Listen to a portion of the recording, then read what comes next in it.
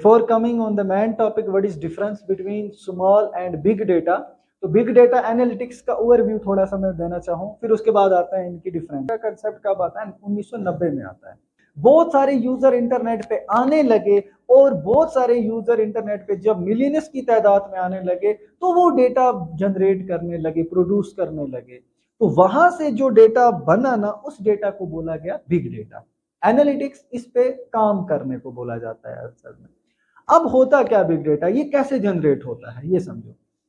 रोज बर रोज एक सर्वे थी जिसमें ये बोला गया था Facebook per day 4 EB exabyte, है ना, petabyte, zettabyte, exabyte, 4 EB produce करती है डेटा। कैसे? आप फेसबुक पे जाते हो, फेसबुक पे आप एक वीडियो अपलोड कर देते हो, वीडियो फोटो अपलोड कर देते हो, कभी वो डिलीट होता है? नहीं होता है, दोबारा जाओगे वो वहीं होगा। किसी के फोटो को लाइक कर देते हो, ये भी डेटा है। किसी को कमेंट लिखते हो, ये भी कहां से होता है? फेसबुक पे। आप तो फिर जब कमेंट में फंस जाते हो तो कमेंट डिलीट करते हो, लेकिन आप जो ये लिखते हो ना, तो ये भी किसी जगह तो सेव होता है ना। तो वहां पे जो यूजर ज्यादा आते हैं फेसबुक की तरफ, दुनिया भर के लोग फेसबुक का इस्तेमाल करते हैं, तो वो दुनिया भर में कितने लोग लाइक्स मारते होंगे दिन को? एक कॉमन सेंस है, मिलियन की तादाद में लोग हैं, कोई ना कोई वीडियो को तो वो लाइक मारते हैं। ठीक है, फिर इसी लाइक्स के बिहाव पे देखा जाता है, बहुत सारी चीजें एनालाइज की जाती है कि ये बंदा किस चीज को लाइक मार रहा है। लाइक मारते हैं, कमेंट लिखते हैं, इंसान की आइडियोलॉजी देखी जाती है इंटरनेट में। जैसे मेरी आइडियोलॉजी पॉलिटिक्स को लेके क्या है, जैसे अभी महराज मलिक एमएलए जो है वो थोड़ा पॉपुलर हो गया जेएनके में, अगर मैं उसकी वीडियोस पे कमेंट कर रहा हूँ, एक तरह का बैक एंड पे मुझे ये देखा जाता है कि पॉलिटिकल आइडियोलॉजी इसकी आम आदमी पार्टी के साथ है, तो मुझे ना चाहते हुए भी दूसरा वीडियो उसी का आएगा। ये कभी नोट्स किया है आपने? फेसबुक पे जाते हो, आपने कोई एक वीडियो देखा, ना चाहते हुए भी दूसरा वीडियो उसी का आता है। तो कभी देखा है? वो पॉलिटिकल आइडियोलॉजी आपकी देख रहे हैं, बैक एंड पे टीम काम कर रही है। आप जो चीज लाइक करते हो एक बार, आप देखना दूसरी दिन वो पहले हो। फ्लिपकार्ट पे जाओ, वहां भी कोई चीज लाइक करो, डिसलाइक कर दो, नहीं अच्छी लगी छोड़ दिया, दूसरे दिन उसी का एक अच्छा प्रोडक्ट आपको सामने दिखेगा। कभी सोचा है ये क्या होता है? ये तुम्हारा जो डेटा इतना होता है, इसी डेटा को एनालाइज करके इसके बिहाफ पे रिजल्ट्स तुम्हारे सामने लाए जाते हैं। यूट्यूब पे कितने यूजर हैं? दुनिया भर के। और वो कितने वीडियोस अपलोड करते हैं, कितने फोटोज अपलोड। अभी मैं आपको बोलूं, मैं आपको 10 जीबी का डेटा भेजता हूं, अगर तुम्हारे पास स्टोर करने के लिए मेमोरी कार्ड होगा 5 जीबी का, क्या उसमें 10 जीबी का डेटा आएगा? नहीं आएगा ना। तो मैं आपको डेटा भेज पाऊंगा? आप कभी फेसबुक पे कुछ चीज अपलोड करने से पहले ये फेसबुक को पूछते हो कि क्या आपके पास जगह है मैं अपलोड करूं? यूट्यूब पे कुछ पानी पी लो, यूट्यूब पे कुछ भेजने से पहले आप लोग ये सोचते हो कि यूट्यूब से हम एक बार पूछें कि हम आपको 2 जीबी का डेटा प्रोवाइड कर रहे हैं, क्या तुम्हारे पास स्पेस है? हम क्या कर देते हैं? चढ़ा देते हैं। यूट्यूब पे वीडियो को लाइक मारते हैं, कमेंट मारते हैं, जो चीजें कर रहे हैं वो सारा डेटा एक जगह स्टोर होता है। डेटा का कंसेप्ट कैसे आया? पहले तो डेटा स्ट्रक्चर्ड फॉर्म में था, मतलब कॉलम्स एंड रोज में फिट करके एक एक्सेल पूरा जैसे होता है एक्सेल, ऐसे ही सर्वर पे भी डेटा बराबर रखा जाता था। ठीक है, उनको कोई कैटेगरी जो है उनको पहले ही बनाई जाती थी। लेकिन अगर बात करें बिग डेटा की, इसकी कोई कैटेगरी बनाते ही नहीं है। हमें क्या पता है यूजर कितने दिन ब दिन कितने डेटा चढ़ा रहे हैं। अब जब ये डेटा ज्यादा से ज्यादा आया ना, तो आप इस चीज को समझो कि यूट्यूब और फेसबुक के सर्वर भी हिल के रह गए कि इतने यूजर आ रहे हैं और इनका डेटा मुझे सेव रखना है, तो मैं रखूं कैसे और कहां पे रखूं? ठीक, इस डेटा के बिहाफ पे एनालाइज करें, डेटा साइंस पे काम करें कि लोग किस चीज को ज्यादा देख रहे हैं, है ना। तो उसके बारे में जाने। बहुत सारे सर्वर बनाए गए फेसबुक के, यूट्यूब के, जहां आपकी वीडियो सेव होते हैं, आइडियोलॉजीज आपका पता चलता है, किसको लाइक करते हो, किसको डिसलाइक करते हो, क्या चीज आपके हैं, सारे का सारा जो डेटा ये किस में आता है? बिग डेटा में। पॉइंट समझ आ गई? तो बिग डेटा का कंसेप्ट तब आता है जब इंटरनेट की शुरुआत होती है और इंटरनेट को लोग बहुत ज्यादा यूज करने लगे। जब इंटरनेट पे ट्रैफिकिंग ज्यादा हुई तो जाहिर सी बात है डेटा भी ज्यादा हुआ, और आपकी लाइक तक को सेव किया जाता है। आप दिन में कितने ट्रांजेक्शन्स करते हैं, किसको कितना पैसा भेजते हैं। आप एक बार पैसा आपसे गलत अकाउंट में चला गया, आप अकाउंट बैंक में जाते हैं, उनके पास डेटा सेव होता है, वो निकाल के देते हैं स्टेटमेंट। वो डेटा भी तो किसी जगह सेव होता है ना, वो भी बिग डेटा होता है, वो भी बिग डेटा की कैटेगरी में आता है। ई कॉमर्स में दुनिया भर के लोग दिन को चीजें खरीदते हैं, ये सारा डेटा जो होता है ये कहलाता है बिग डेटा। अब सवाल यह है कि इस बिग डेटा को हम मैनेज कैसे करें। वही टेक्निक्स होती हैं एनालिटिक्स। पॉइंट समझ आ गई। अब बात करते हैं कि इसको एनालाइज कैसे करें। सर्वर पे तो चलो हम जितना ज्यादा यूट्यूब का सर्वर है, फेसबुक का सर्वर है, यूजर उसमें आएंगे, उसका सर्वर बड़ा है, वो दुनिया भर में फैले हुए उनके सर्वर हैं, सर्वर आधा खत्म हो गया, नेक्स्ट सर्वर ले आओ, टेक्नोलॉजीज का यूज करो, एक्सपेंड करो, वो अलग कंसेप्ट है, तो वो तो लाएंगे, लेकिन इस बिग डेटा को मैनिपुलेट कैसे करेंगे, इससे नए रिजल्ट्स को जनरेट कैसे करेंगे। जैसे आप देखना, आप जिस गांव में रह रहे हो उस गांव में अगर फ्लड आने का खतरा होता है, बारिश 2-3 दिन रही, आपको सिंपल मैसेज एक आती है कि you are under the avalanche. Avalanche का लिखा होता है कि आप एवलांच के जोन में आ रहे हो। ऐसी बहुत सारी चीजें होती हैं, तो उनको पहले ही डेटा वो प्रिडिक्ट करते हैं। आगे अभी जाके आप देखोगे डेटा को प्रिडिक्शन कैसे की जाती है।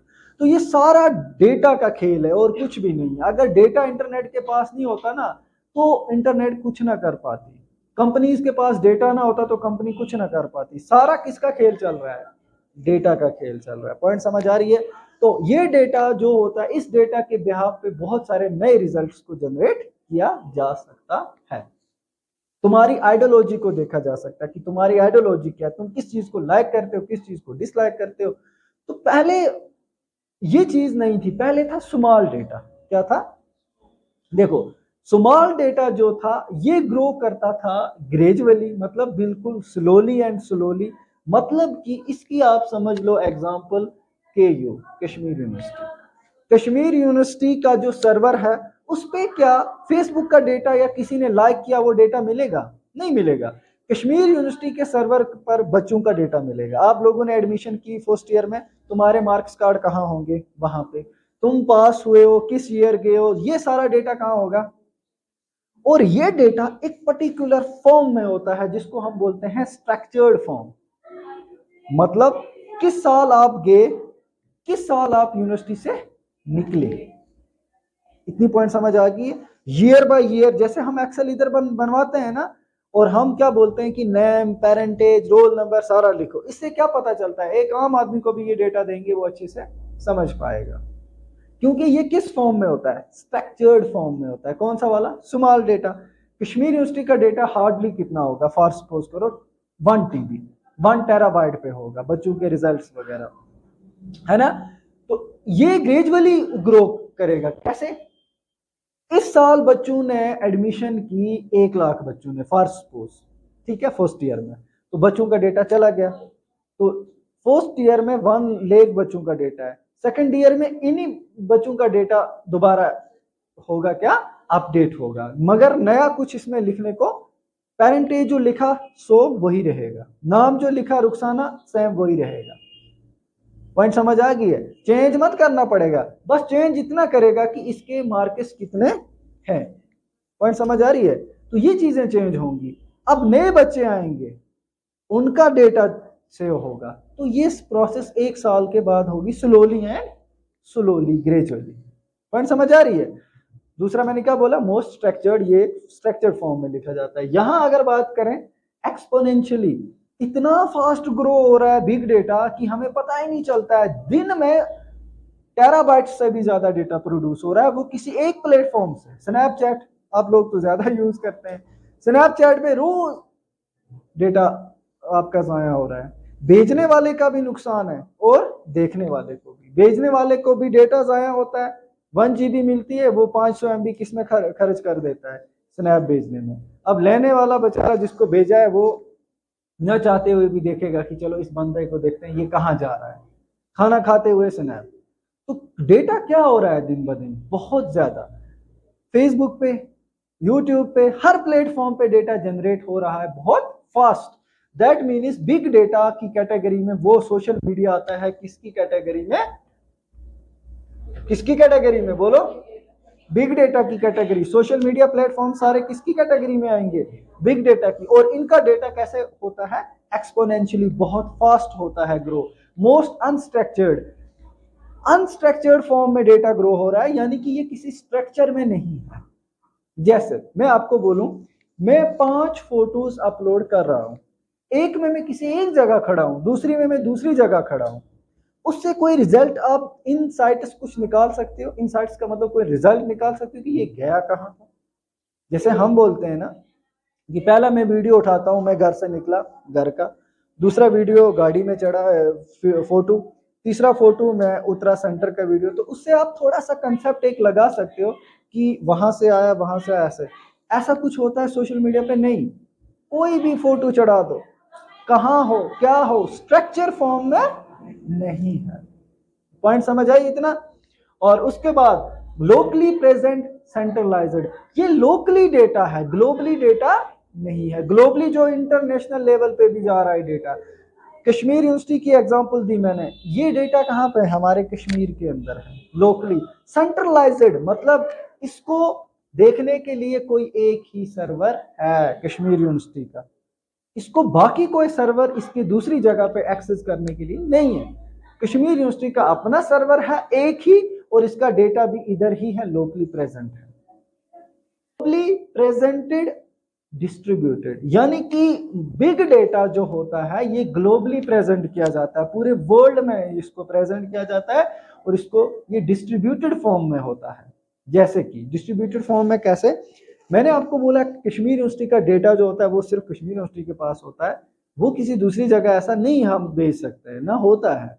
हम क्या करते हैं, जो बिग डेटा है ये ग्लोबली अवेलेबल होता है, पूरे वर्ल्ड में अवेलेबल होता है। उसके साथ साथ जैसे फेसबुक की बात करें, फेसबुक का सर्वर एक होगा यूएसए में, दूसरा किसी दूसरी जगह, तीसरा किसी तीसरी जगह, है ना?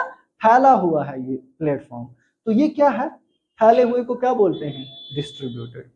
डिस्ट्रीब्यूट किया हुआ है डिफरेंट प्लेसेस पे। और उसके बाद स्टोर इन एमबी जीबी। हमने पहले स्मॉल डेटा जब हमारे पास था, देखो कश्मीर यूनिवर्सिटी की शुरुआत हुई ऐसे, आप समझो पहला पत्थर रखा गया, पहला बैच कॉलेज में गया, उनका डेटा हो सकता है किसी एमबी में स्टोर हुआ हो, ऐसा तो नहीं है, हम मानते हैं कि चलो एमबी में स्टोर हुआ। फिर जब वक्त के साथ साथ वो कितना बड़ा होता गया? जीबी। बच्चों का ज्यादा फ्लो हुआ, वो कितना बन गया? टीबी तक बन गया, है ना? तो इसी तरह से जो इसका डेटा स्टोर हो रहा है बिग डेटा, ये कहां तक जा रहा है? ये पेटाबाइट एंड एक्साबाइट तक जा रहा है। इतना डेटा दिन में प्रोड्यूस हो रहा है। और उसके बाद याद रखना, आपको मैंने डेटाबेस हाल ही में खत्म किया है। मैंने आपको बोला था जो डेटाबेस होता है, प्लेटफॉर्म होता है, वो एसक्यूएल सर्वर पे एसक्यूएल लैंग्वेज से हम रखते हैं, ठीक है? तो यहां पे देखो एसक्यूएल सर्वर जो होता है, एसक्यूएल सर्वर का इस्तेमाल करके स्मॉल डेटा को हम किसी सर्वर पे रखते हैं। एसक्यूएल सर्वर पे एसक्यूएल लैंग्वेज है उसके जरिए, और इस पूरे प्लेटफॉर्म को ओरेकल बोला जाता है, ठीक है? ये और ओरेकल कोई लैंग्वेज नहीं है, ऐसा समझो। ओरेकल प्लेटफॉर्म है, फ्रेमवर्क है, और इस ओरेकल के अंदर आता है एसक्यूएल लैंग्वेज। पॉइंट समझ आ रही है? और एसक्यूएल लैंग्वेज से स्मॉल डेटा को हम किसी प्लेटफॉर्म पे रखते हैं। जैसे हाल ही में डेटाबेस में मैंने आपको क्वारी की जगह एक जगह मैंने आपको दिखाया था एसक्यूएल, याद है? तो एसक्यूएल जो होता है ये सर्वर होता है, और एसक्यूएल सर्वर पे इस डेटा को रखने के लिए, प्रोसेस करने के लिए एक लैंग्वेज भी होती है, उसका नाम भी है SQL, structured query language. Point समझ आएगी? और इतने बड़े डेटा को हम किसी आम लैंग्वेज से, हम किसी आम टेक्निक से बेच नहीं सकते हैं, प्रोसेस नहीं कर सकते हैं, मैनिपुलेट नहीं कर सकते। जैसे मैं आपको ये हडूप को समझाने से पहले, हडूप और स्पार्क को समझाने से पहले एक चीज समझाता हूं। अगर मैं आपको बोलूं कि मुझे कश्मीर यूनिवर्सिटी का फुल डेटा जो है इसका मुझे कैटेगराइज करके दे दो, कैटेगरीज में बांट के दे दो, ऑनलाइन सारा सर्वर पे, आप एसक्यूएल सर्वर का इस्तेमाल करते हो और ओरेकल के अंडर, और क्या करते हो, एसक्यूएल लैंग्वेज का भी इस्तेमाल करते हो, तो चलो कर लोगे, क्योंकि इसका डेटा कम है। अब जो डेटा बहुत बड़ा है, इसके लिए आप किसी आम लैंग्वेज का इस्तेमाल नहीं करते हो, प्रोग्रामिंग की बड़ी लैंग्वेजेस का इस्तेमाल करोगे, मगर वो लैंग्वेजेस भी तब काम करेंगी ना जब आप किसी फ्रेमवर्क में काम करोगे, और वो फ्रेमवर्क होगा तुम्हारा हडूप। हडूप जो होता है, हडूप में लैंग्वेज यूज होती है जावा, ये याद रखना। एग्जाम में भी सवाल आ सकता है कि हडूप में आप किस प्रोग्रामिंग लैंग्वेज का इस्तेमाल करके डेटा को मैनिपुलेट कर सकते हो। अगर मैं आपको बोलूं फेसबुक पे जितने भी लोग हैं मुझे इनकी आइडियोलॉजी दिखाओ, जम्मू कश्मीर के लोगों की मुझे आइडियोलॉजी दिखाओ। आइडियोलॉजी का मतलब होता है इनकी थिंकिंग कहां जा रही है, ये क्या करते हैं फेसबुक पे रोज बरोज, इसका मुझे एक रिजल्ट बना के दे दो। आप बैक एंड पे काम करोगे, देखोगे कौन क्या लाइक करता है, कौन क्या डिसलाइक करता है, इस बिहाफ पे आप डेटा जनरेट करोगे। मगर आप मुझे बोलो J&K में क्या बहुत कम लोग हैं? बहुत ज्यादा पॉपुलेशन है। तो इसका इंडिया में बहुत ज्यादा पॉपुलेशन है, हर कंट्री में ज्यादा पॉपुलेशन है, तो किसी आम लैंग्वेज से इसका नहीं होगा। लैंग्वेज होगी जावा, और जो फ्रेमवर्क होगा वो होगा हडूप। ठीक है, उसके बाद दूसरी है स्पार्क। नहीं, सेकंड क्लास है। ठीक है, और हडूप फ्रेमवर्क है, और इसमें प्रोग्रामिंग लैंग्वेज कौन सी यूज होगी? जावा। पॉइंट समझ आएगी। और जावा से हम बिग डेटा को मैनिपुलेट करेंगे। बिग डेटा में जो लोग काम करते हैं, बस इतना समझो कि वो लोग सिर्फ एक लैंग्वेज को बड़े अच्छे से जानते होंगे, जिसको बोलते हैं जावा। अब स्पार्क है, स्पार्क में भी एक लैंग्वेज और प्रोग्रामिंग की यूज होती है, जिसको हम बोलते हैं बेटा पाइथन। क्या बोलते हैं? पाइथन है, और भी लैंग्वेजेस है, लेकिन पाइथन ज्यादातर स्पार्क में यूज होती है। हडूप में ज्यादातर कौन सी यूज होती है? जावा। तो जिन बच्चों को जावा की लैंग्वेज है, आज बिग डेटा साइंस में इतना स्कोप पड़ा हुआ कि वो इसमें जाएं, और हडूप के अंदर, हडूप एक फ्रेमवर्क है, इसके अंदर आप डेटा को मैनिपुलेट, प्रोसेस वगैरह कर सकते हो। पॉइंट समझ आ गई इतना? और बिग क्वारी भी एक फ्रेमवर्क है। ठीक है, इसमें भी आप जावा और पाइथन वगैरह का इस्तेमाल कर सकते हो। तो इसमें छोटी लैंग्वेजेस एसक्यूएल जैसी बिग डेटा के लिए यूज नहीं होगी। एसक्यूएल कहां होगी यूज? स्मॉल डेटा के लिए होगी यूज। और उसके बाद सिंगल नोड सर्वर, यानी कि ये वाला स्मॉल डेटा है ना, इसके लिए किसी एक सर्वर का होना भी काफी है। मतलब किसी एक सर्वर का आप इस्तेमाल करोगे ना, तो स्मॉल डेटा को मैनिपुलेट, प्रोसेस वगैरह कर सकते हो। अगर यही मुझे करना होगा किसमें? बिग डेटा में, तो मुझे मल्टी नोड क्लस्टर लगाना पड़ेगा, हर जगह पे सर्वर लगाने पड़ेंगे, क्योंकि डेटा दुनिया में जनरेट दिन ब दिन बहुत ज्यादा सोशल मीडिया से हो रहा है, बहुत ज्यादा डेटा है, इसलिए मल्टी सर्वर का लगाना जरूरी होता है। तो पहला बेसिक डिफरेंस बिटवीन ये big data and small data समझ आया।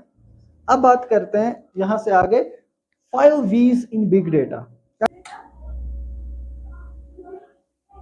पहला होता है वॉल्यूम, और दूसरा होता है वेलोसिटी,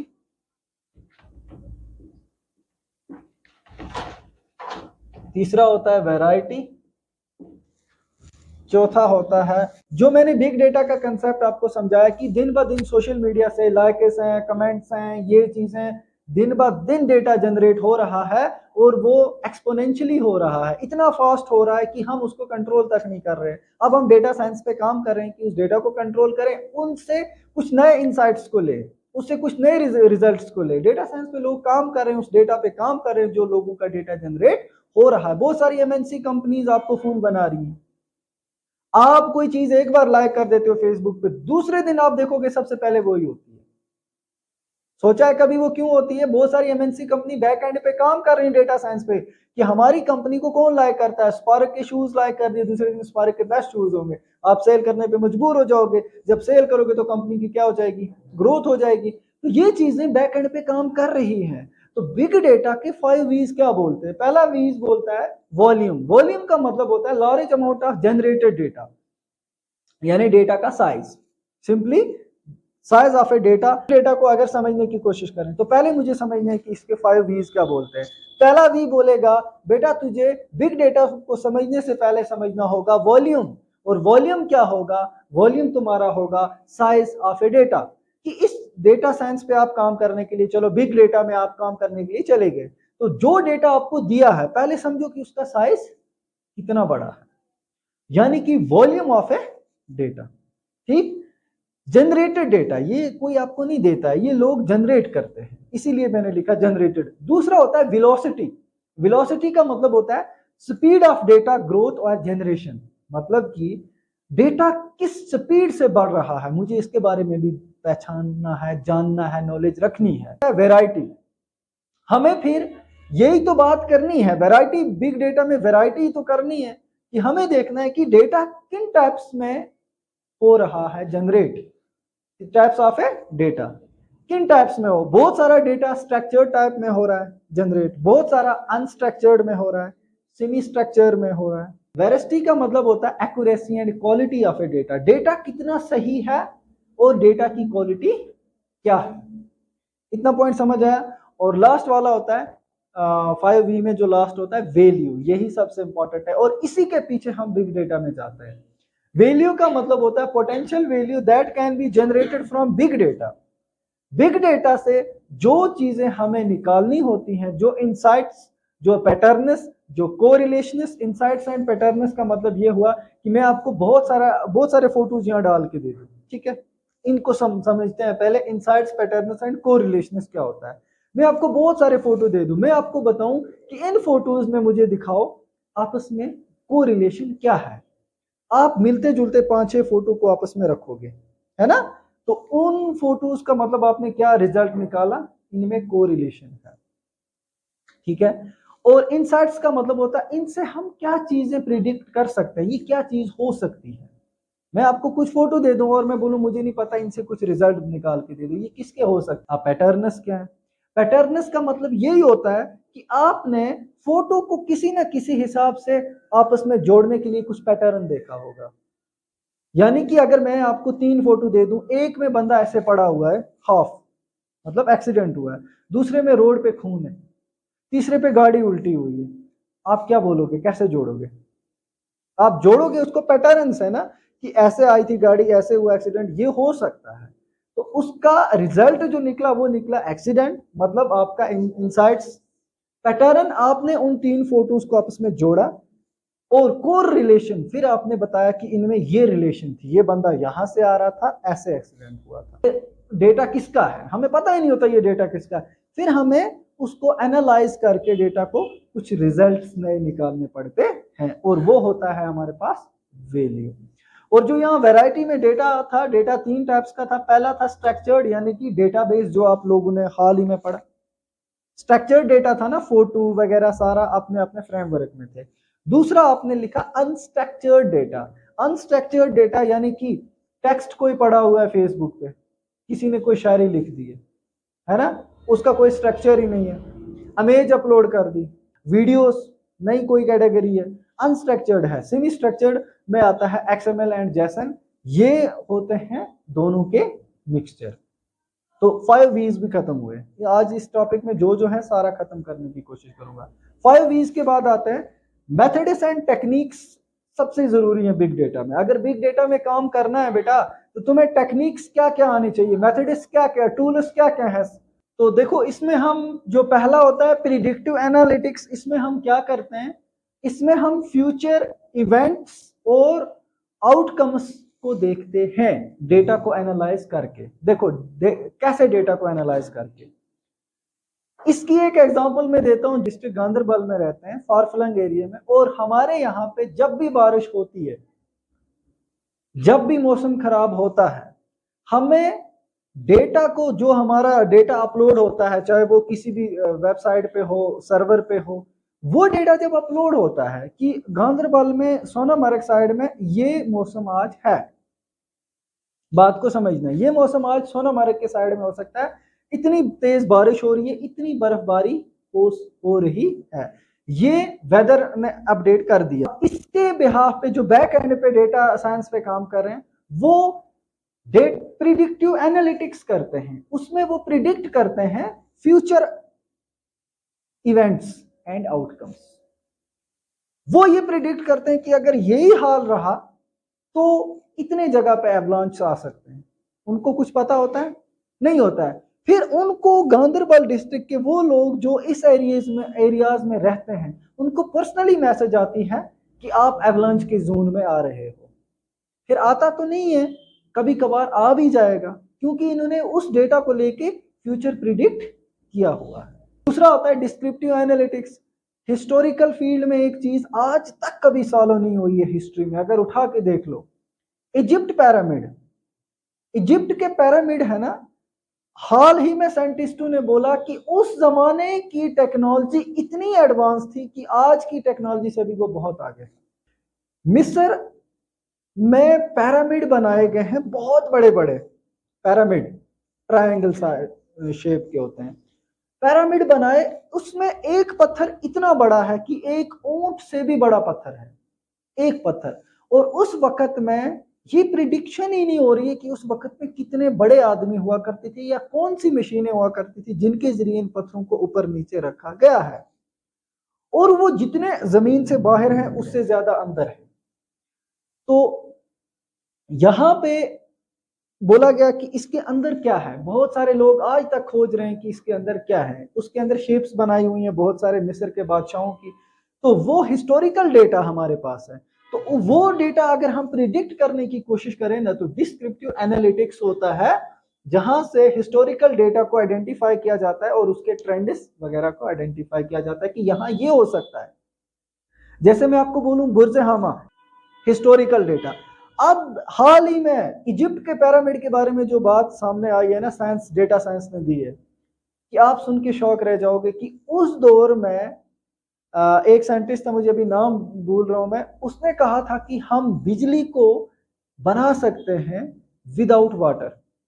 बिजली बनती है वाटर से, विदाउट वाटर हम बिजली को बना सकते हैं। और पूरी दुनिया, जैसे वेव्स में आता है डेटा, ऐसे वेव्स में क्या ट्रांसफर होगी, लाइट, बिजली भी बना सकते हैं, उसकी डेथ होगी। लेकिन हाल ही में साइंटिस्ट्स ने इजिप्ट के पिरामिड के अंदर नीचे जाके देखा तो बोला गया है कि वहां कुछ इस तरह के पैटर्न्स मिले हैं, ट्रेंड्स मिले हैं, कि वहां से ये पता चलता है कि उस दौर में टेक्नोलॉजी की फील्ड में वो लोग हमसे 10 कदम आगे थे। जो आज हम बोलते हैं ना हम टेक्नोलॉजी की फील्ड में, इजिप्ट के लोग उस वक्त हमसे 10 कदम आगे से। हमने आपको कुछ डेटा दे दिया और हमने बोला कि इस डेटा में क्या प्रॉब्लम है, आपने वो प्रॉब्लम सारी बता दी। Identify the root cause of a problem, ये prescriptive analytics recommendation for action, यानी कि अब सारा डेटा मुझे पता चल चुका है, क्या है, रूट कॉज मुझे इसकी पता चल चुकी है। अब मुझे पता करना है कि इसको मैं कैसे देख सकूं, क्या इसके एक्शन, रिकमेंडेशन फॉर एक्शन, ये हमें रेकमेंड करता है कि बेटा तुम्हें ये काम करना होगा, वहां से रेकमेंड करता है। अगर हमारे पास छोटा डेटा है तो हम उसको किसी न किसी तरह से हैंडल कर पाएंगे, लेकिन एक बड़ा डेटा हमारे पास है तो वो छोटे छोटे सर्वर से, छोटे छोटे टेक्निक्स, छोटे छोटे टूल से वो हैंडल नहीं होता है। तो उसके लिए एक बड़े टूल का इस्तेमाल होता है जिसको बोलते हैं हडूप, ठीक है। और अगर ये आपको पता नहीं होगा ना हडूप, तो समझो बिग डेटा का पढ़ना ही बेकार गया कि ये टूल होता क्या है, इससे करते क्या है। लेकिन सबसे पहले अगर बात करें तो जो टूल आया था वो आया था NSQL, यानी कि नो एसक्यूएल। नो एसक्यूएल जो है ये आया था 1900, यहाँ पे मैं लिख के रखता हूँ, 1998 में आया था। तो इतना कॉम्प्लिकेटेड नहीं बनाते हैं, हम एपिक लेवल से स्टार्ट करते हैं जहां से आपको समझ आ जाएगी। देखो 1990 तक इंटरनेट इतना डेटा तो जनरेट नहीं कर रहा था, फिर उसके बाद जब ये इंटरनेट ग्रोथ ज्यादा फास्ट 2004 2005 फेसबुक वगैरह इसी दौर में आते हैं ना, लेकिन उससे पहले जो डेटा हमारे पास था वो किस फॉर्म में था, स्ट्रक्चर्ड फॉर्म में था। अब जब इंटरनेट शुरुआत हो गई तो डेटा किस फॉर्म में आने लगा, अनस्ट्रक्चर्ड फॉर्म में। इस डेटा को किसी स्ट्रक्चर में फॉर्म नहीं किया जा सकता। इतना पॉइंट समझ आया। अब जब इंटरनेट की शुरुआत हुई 90, 91, 92, 93, 94, 95, 96, 97 तक हमारे पास इतना डेटा आ चुका था कि हम कंफ्यूज हो गए थे कि ये स्ट्रक्चर्ड डेटा नहीं है, ये अनस्ट्रक्चर्ड डेटा है, मतलब जिसका हमें कुछ पता नहीं होता है। स्ट्रक्चर्ड डेटा का पूरा पता होता है, ऊपर हेडिंग है, नाम है, पैरेंटेज है, सारा कुछ, लेकिन अनस्ट्रक्चर्ड का पता ही नहीं। तो हमने सोचा ये बड़े डेटा को हम हैंडल कैसे करें। एक टूल हमने लाया जिसका नाम रखा नो एसक्यूएल। ये आया 1998 में, और इसको अच्छे से इंप्लीमेंट कब किया गया, 2000 में। 2000 में इसको अच्छे से इंप्लीमेंट किया। एक लार्ज डेटा को इम्प्लीमेंटेशन के लिए, एक लार्ज डेटा को एनालाइज करने के लिए। और वो लार्ज डेटा हमेशा याद रखना, जहां नो एसक्यूएल आए ना उसके सामने आंख बंद करके लिखना unstructured and semi structured. Structured data तो एक सर्वर हैंडल कर सकता है। स्ट्रक्चर्ड डेटा कौन सा? डेटाबेस, जो आपने पढ़ा। डेटाबेस क्या होता है? स्ट्रक्चर्ड डेटा, है ना। अनस्ट्रक्चर्ड डेटा जो होता है उसको हैंडल करने के लिए आया था नो एसक्यूएल टूल। अब नो एसक्यूएल टूल से अनस्ट्रक्चर्ड और सेमी स्ट्रक्चर्ड डेटा कुछ हद तक हैंडल हुआ, लेकिन यूजर 2000 के बाद कितने हो गए? बहुत ज्यादा हो गए। इंटरनेट पे फेसबुक आ गई, व्हाट्सएप आ गई, मेटा ने इधर उधर फेसबुक को, इंस्टाग्राम को इतने यूजर ले आए, तो ये बेचारा कितने अनस्ट्रक्चर्ड डेटा को कवर करता। तो इससे ये काम नहीं हो पाया। यहां पे एक और सिस्टम था उससे पहले जिसको बोलते थे डिस्ट्रीब्यूटेड फाइल सिस्टम।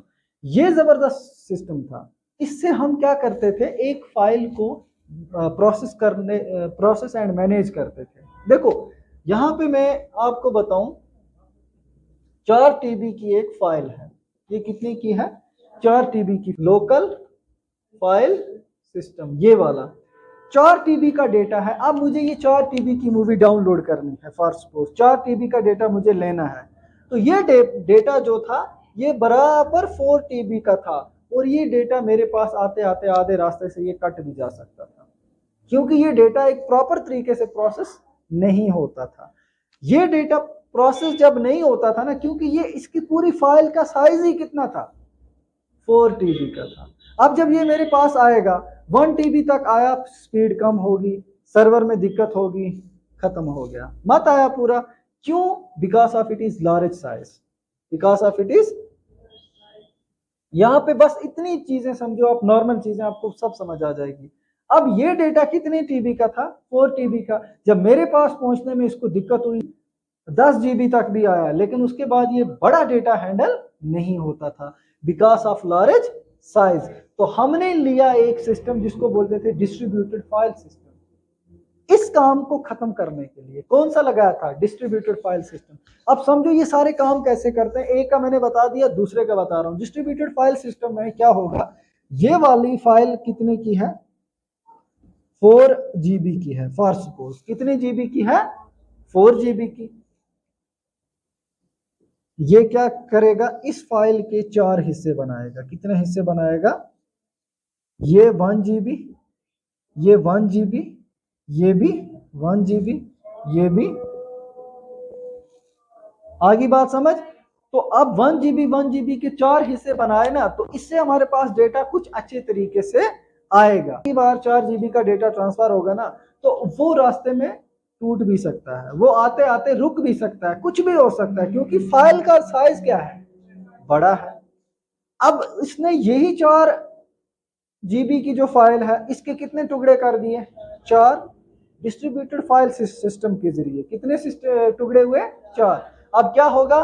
पहला टुकड़ा पहुंचा, फिर फाइल इस दूसरी फाइल को भेजेगा, अंदर ही से ऑटोमेटिकली कितने टुकड़े कर दिए? 4। फिर ये आएगा, फिर ये आएगा। अब टूटने का खतरा है? नहीं है। अब लास्ट वाले 2 बचे, स्पार्क एंड हडूप।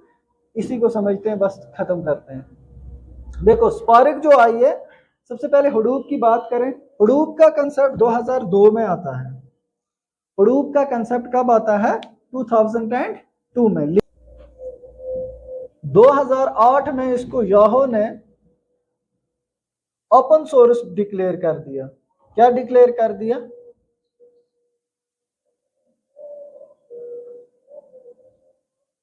ठीक है। और 2012 में इसको अपाची ने क्या कर दिया? Available for all, available for all. तब से ये क्या कहलाता है?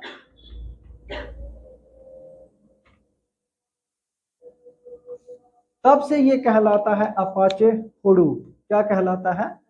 Apache Hadoop. यानी कि ये 2002 में इसका कंसेप्ट आया, 2006 में अच्छे से ये लागू हो गया था ये वाला टूल, क्योंकि ये वाली फ्रेमवर्क, हडूप क्या है? एक फ्रेमवर्क है, कोई सॉफ्टवेयर नहीं है, ना ही कोई प्रोग्रामिंग लैंग्वेज है। Hadoop is a framework. ठीक है। 2002 में आया, 2006 में लागू हुआ, क्योंकि 2004-5 का दौर था, व्हाट्सएप फेसबुक वगैरह का डेटा जनरेट ज्यादा हो रहा था। 2006 में ये इसको लागू किया गया। 2008 में याहू ने इसको ओपन सोर्स बना दिया, यानी इसके सोर्स जो थे सोर्स कोड अवेलेबल कर दिए, और 2012 में अवेलेबल फॉर ऑल कर दिया, सबको फ्री में दिया। और उसके बाद इसका नाम रखा गया अपाचे हडूप। क्या नाम रखा गया? अपाचे हडूप, क्योंकि 2012 में जिसने अवेलेबल किया ना वो कौन थी? अपाचे। इसलिए आज इसको किस नाम से जाना जाता है? अपाचे हडूप के नाम से जाना जाता है। समझ आ गई? अब 2009 में ही इसी का दूसरा एक पार्ट छोटा सा था, स्पार्क। 2009 में भी ये निकल चुका था। हमारे पास एक बहुत बड़ा डेटा था, बहुत बड़ा डेटा, उसको हैंडल करना किसी आम टूल का काम नहीं था, किसी आम फ्रेमवर्क का काम नहीं था। तो हडूप टूल जो है, या इसको हम बोलेंगे फ्रेमवर्क। क्या है? फ्रेमवर्क। ये क्या करता है? इसने एक बड़े डेटा को मैनेज करने की कैपेसिटी रखी, और इसी से बड़े डेटा को हडूप से एनालाइज और प्रोसेस किया जा सकता है। कैसे? यहाँ पे एक चीज समझो, अगर मैं 2218 MB की एक फाइल देता हूं, ठीक है, मैंने किस टेक्निक से इसको मैनिपुलेट करने की कोशिश की? हडूप से। हडूप फ्रेमवर्क से मैंने 2218 MB की क्या किया, एक फाइल जो थी उसको मैंने मैनिपुलेट एंड प्रोसेस करने की कोशिश की। 2218 MB की पूरी फाइल है, ये एक बड़े नोड में रहेगी, यानी कंप्यूटर में, जिसको बोला जाएगा मास्टर नोड। फिर ये इसी 2218 के बहुत सारे नोड्स बनाएगा, जिसमें कुछ डेटा को बचा के रखेगा।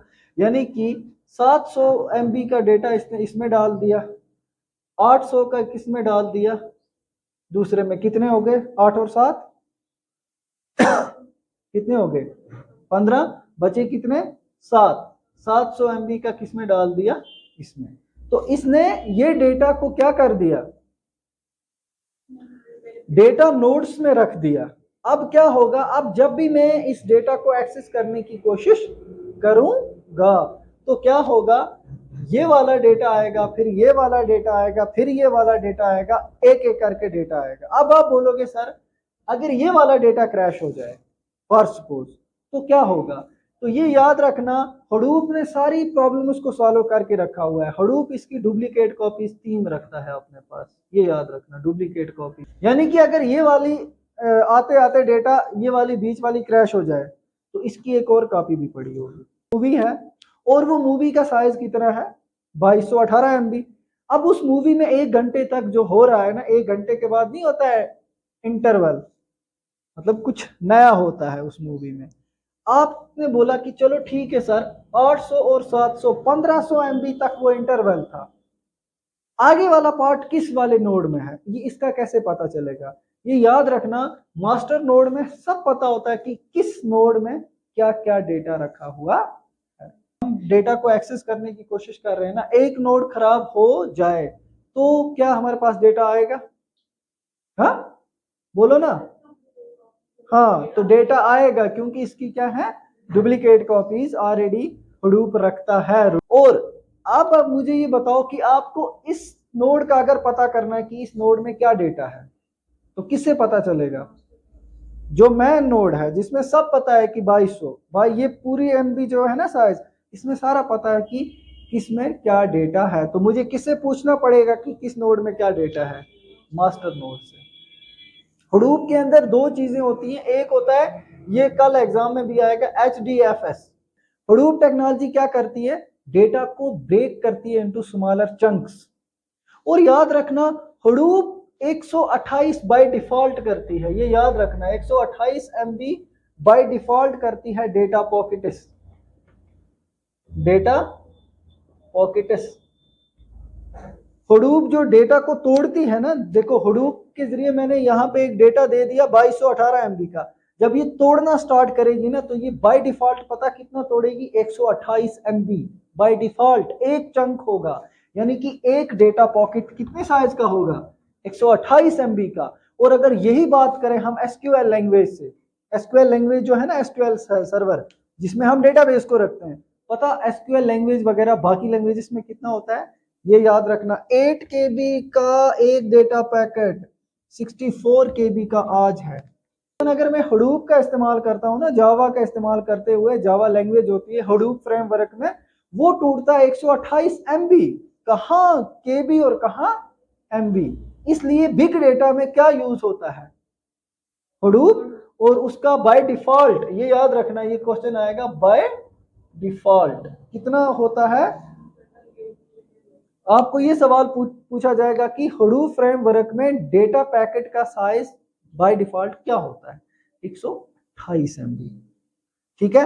और इसमें दो कौन सी अंदर, हडूप के अंदर दो कौन सी टेक्निक्स होती हैं, HDFS यानी कि हडूप डिस्ट्रीब्यूटेड फाइल सिस्टम, दूसरा होता है मैप रिड्यूस। ये दो टेक्नोलॉजीज किसके अंदर यूज होती हैं, हडूप के अंदर, ठीक है। हडूप के अंदर कौन सी लैंग्वेज यूज होती है, हडूप फ्रेमवर्क के अंदर जावा। गुड। हडूप में जो एक बड़ी फाइल साइज होती है उसको ब्रेक डाउन किया जाता है या नहीं, उसको ब्रेक डाउन किया जाता है स्मॉल चंक्स में, स्मॉल डेटा में। तो जो बड़ी फाइल होती है उसको क्या बोलते हैं, मास्टर नोड। उसका जो डेटा यही सेव किस में होता है, डेटा नोड्स में, ठीक है।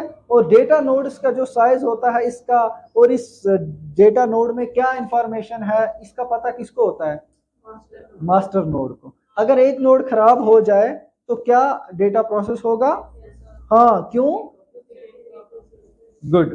तो ये था कंसेप्ट हडूप टूल का, हडूप फ्रेमवर्क का। इसी के साथ क्लास खत्म।